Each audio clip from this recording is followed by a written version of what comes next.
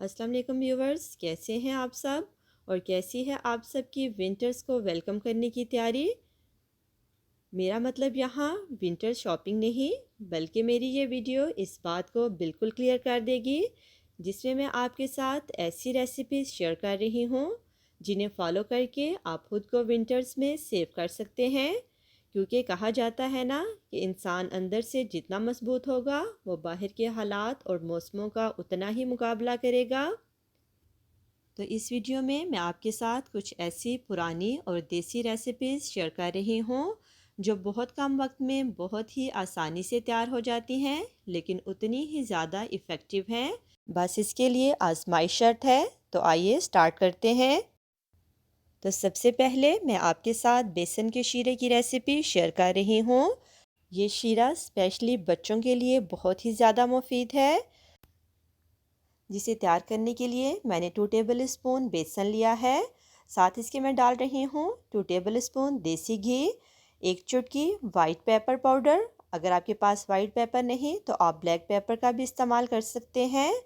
1 table spoon कटे हुए बादाम और 2 टेबल स्पून चीनी। इस शीरे में बेसन, घी और चीनी तीनों एक ही क्वांटिटी में जाएंगी। साथ इसके मैं 1 गिलास पानी शामिल कर रही हूँ। तो व्यूवर्स, शीरा तैयार करने के लिए पहले एक पैन में देसी घी डालें और फिर इसे गर्म करने के बाद उसमें बेसन शामिल कर दें। अब इस बेसन की इस घी में इस तरह से बुनाई करनी है कि इसका कच्चापन ख़त्म हो जाए। बेसन की बुनाई के दौरान फ्लेम को स्लो ही रखें ताकि बेसन एकदम से जले भी नहीं। और जितनी अच्छी इसकी बुनाई होगी उतना ही ज़्यादा मज़े का शीरा तैयार होगा। बेसन की अच्छी तरह बुनाई करने के बाद जब ये खुशबू देने लगे और इसका अच्छा सा गोल्डन कलर होने लगे तो इसमें कटे हुए बादाम शामिल कर दें ताकि बादामों को भी हम बेसन के साथ घी में फ्राई कर सकें। 1 मिनट तक बादामों को फ्राई करने के बाद इसमें पानी और चीनी दोनों शामिल कर दें और चम्मच चलाते हुए इन्हें अच्छी तरह मिक्स करें और मीडियम फ्लेम पर पकाते हुए इसका थिक सा शीरा तैयार कर लें। थोड़ी ही देर में ये शीरा पककर गाढ़ा हो जाएगा। इस स्टेज पर इसमें वाइट पेपर शामिल कर दें। इसके बाद इसे मज़ीद 3 से 4 मिनट के लिए बिल्कुल स्लो फ्लेम पर पकाएं ताकि ये शीरा घी अलग कर सके।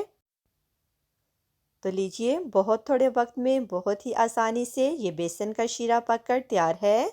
आप इसकी कंसिस्टेंसी चेक कर सकते हैं कि ये हलवे की तरह गाढ़ा नहीं बल्कि वाटरी होना चाहिए। अब इसे एक बाउल में निकालें और गर्मा गर्म इस्तेमाल करें। ये शीरा सर्दियों में एक बहुत ही मुफीद दवा और ग़ज़ा है। आप इसे स्पेशली रात के वक्त इस्तेमाल करें और इस शीरे को लेने के बाद पानी बिल्कुल भी ना पिएं। सर्दी से बचने के लिए आप इसे वीक में 1 से 2 दफ़ा बड़े आराम से ले सकते हैं।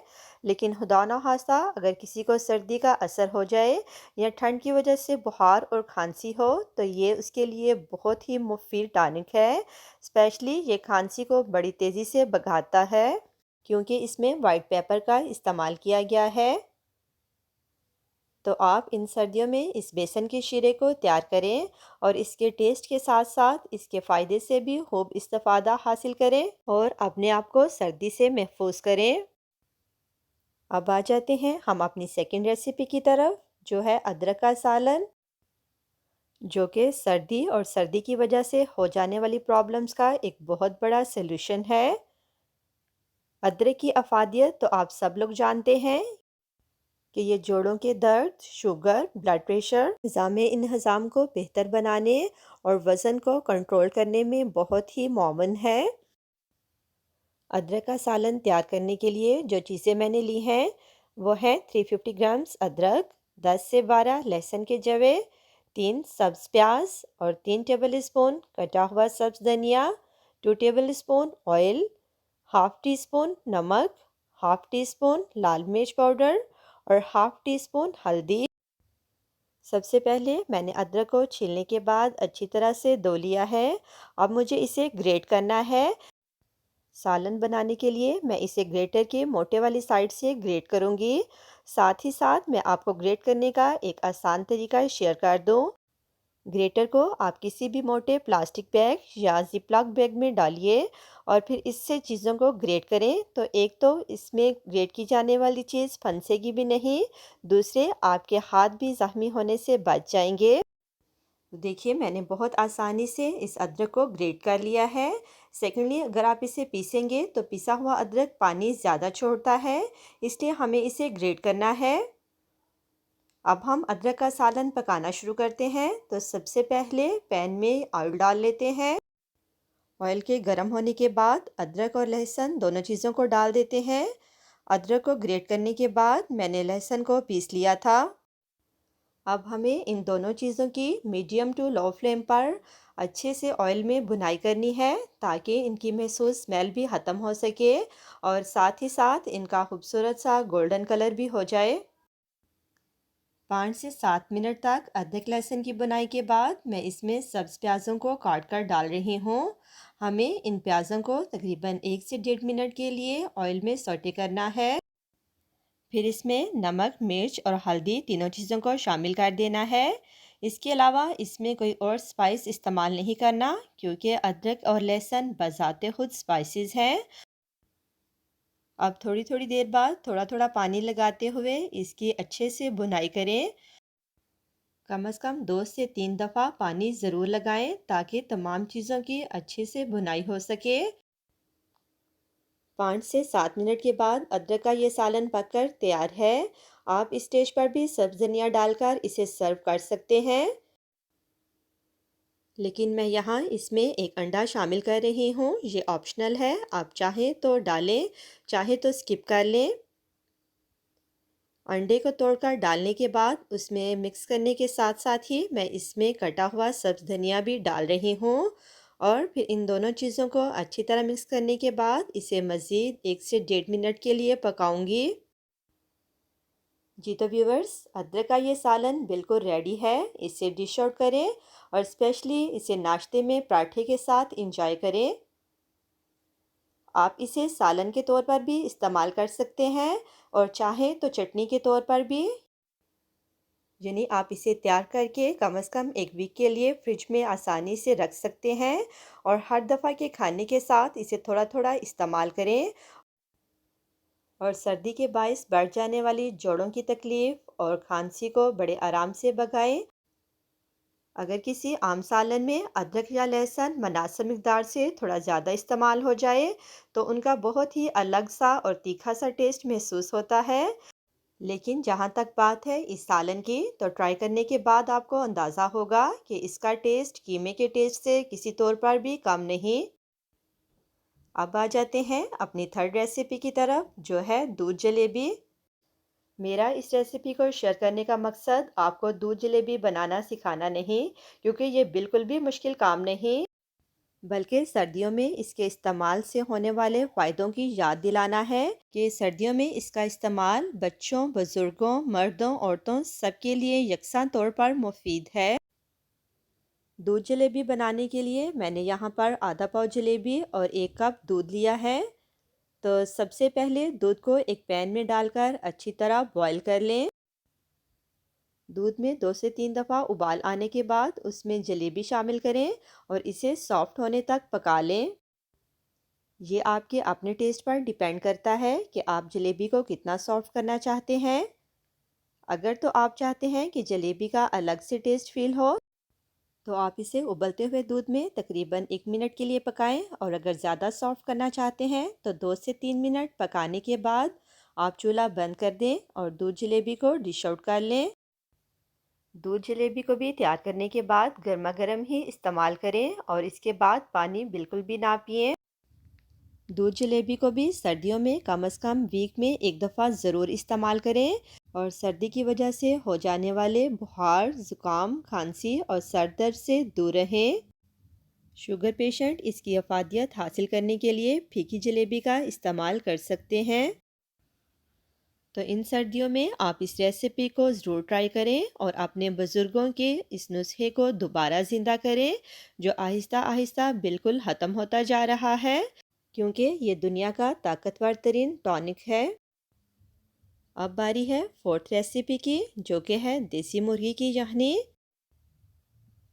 चिकन की यखनी वैसे तो एक पुरानी रेसिपी है, लेकिन वक्त गुजरने के साथ ये नए नए रूप इख्तियार करती गई। कभी तो ये चिकन कॉर्न सूप की शक्ल में सामने आती है और कभी हॉट एंड सावर सूप की शक्ल में। लेकिन जो फ़ायदा देसी मुर्गी की यखनी का है वो बिल्कुल मैचलेस है। इस रेसिपी में मैं आपके साथ देसी मुर्गी की यखनी तैयार करने का ऑथेंटिक वे शेयर कर रही हूँ। तो यखनी बनाने के लिए मैंने यहाँ देसी मुर्गी का तकरीबन 700 ग्राम गोश्त लिया है, जिसमें मैं शामिल कर रही हूँ एक छोटे साइज़ का प्याज, 3 लहसुन के जवे और 2 अदरक के टुकड़े, क्योंकि यखनी में अदरक का इस्तेमाल थोड़ा ज़्यादा होता है। हाफ़ टेबल स्पून नमक, 2 काली इलायचियाँ, 2 दालचीनी के टुकड़े, 1 तेज़पत्ता, 1 टीस्पून साबुत काली मिर्च, 1 टेबल स्पून ऑयल और 1.5 से 2 लीटर पानी। यखनी तैयार करने के लिए सबसे पहले देगची में ऑयल डालें और साथ ही मुर्गी डालकर 5 से 7 मिनट के लिए इसकी मीडियम फ्लेम पर भुनाई कर लें। भुनाई के बाद जब चिकन का पानी खुश्क हो जाए और इसका खूबसूरत सा गोल्डन कलर आ जाए तो उसमें तमाम मसाला जात शामिल कर दें। इसमें आपको प्याज, लहसुन और अदरक वगैरह काटने की ज़रूरत नहीं, इन्हें यूं ही साबुत इसमें शामिल कर दें और साथ ही साथ पानी भी डाल दें।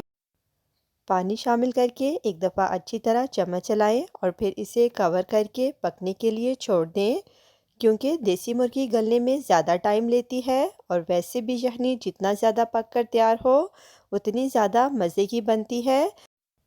इस दौरान आप अपने दूसरे काम निपटा लें। हाँ, अलबत्ता अगर आप प्रेशर कुकर में तैयार कर रहे हैं तो आप इसमें गोश्त के गलने के लिहाज से टाइम सेट करें। तो चलिए 1.5 घंटा बाद दोबारा मिलते हैं। यखनी को पकते हुए तकरीबन 1.5 घंटा हो चुका है, तो आइए इसे चेक कर लेते हैं। मीडियम टू लो फ्लेम पर पकते पकते यखनी तैयार हो चुकी है। गोश्त भी चेक कर लेते हैं, ये बहुत खूबसूरती से गल चुका है। सर्व करने से पहले इसमें नमक चेक कर लें, अगर कम लगे तो हस्बे ज़रूरत और डाल लें। फिर इस यखनी को एक बड़े बाउल में स्ट्रेन कर लें और चिकन के पीसेस भी इस यखनी में डाल लें।